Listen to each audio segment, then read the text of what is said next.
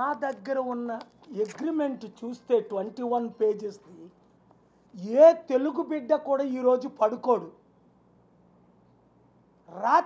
రాత్రి మీద నిన్న స్టీల్ ప్లాంట్ని రైల్వే జోన్కి రైల్వే డిపార్ట్మెంట్కి సంబంధించిన ఇంకొకరికి బినామీగా అమ్మేస్తూ మొత్తం స్టీల్ ప్లాంట్ని దోచుకోవడానికి చూస్తున్నారని ఈరోజు కోర్టు 1లో మరొకసారి చీఫ్ జస్టిస్ గారి ముందు నేను ఆర్గ్యూ చేయడం జరిగింది.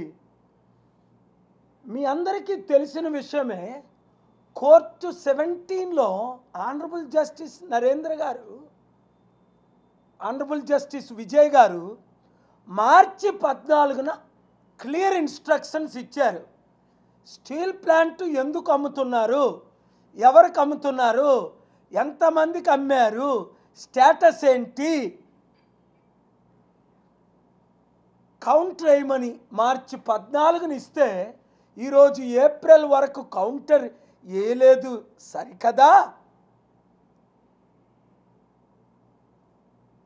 మార్చి 14 మరల 15 పేరు అయ్యాను, మరల 18 పేరు అయ్యాను, మరల 21, 22 పేరు అయ్యాను, 22ని ఇంకొక ఆర్డర్ ప్రజెంట్ చేశాను రుజువులతో. 100 కోట్లు 500 కోట్లు విలువైన 275 గృహాలు స్టీల్ ప్లాంట్కి సంబంధించి ఎందుకు అమ్మేస్తున్నారు? Fraction of the cost. సిగ్గులేని బొత్స సత్యనారాయణ ఎడ్యుకేషన్ మినిస్టర్ అట, ఆడికి అసలు చదువు ఉందా? యూజ్లెస్ ఫెలోకి. వాడు అంటాడు, నిన్న అపోజిషన్ ఏమి నోరెప్పలే, నెత్తోడికి మాట్లాడటమే రాదు.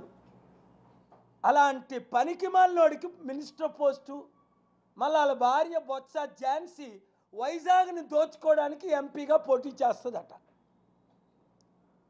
ఆయన అంటాడు అపోజిషన్ ఊరుకుంటుంది స్టీల్ ప్లాంట్ని అమ్మేస్తుంటే అని.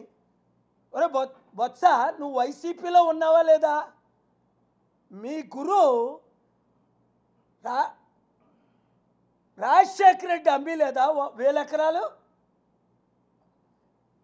ఇప్పుడు గంగవరం పోర్టు 60,000 కోట్లది 620 కోట్లకి జగన్మోహన్ రెడ్డి అమ్మేలేదా గంగవరం పోర్టుని?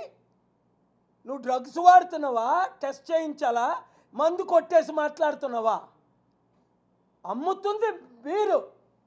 ఆనరబుల్ హైకోర్టు 17లో 7 సార్లు వాదన వినిపించాను, హైకోర్టు 1లో అనేక సార్లు వాదనలు వినిపించాను, మెన్షనింగ్ చేశాను.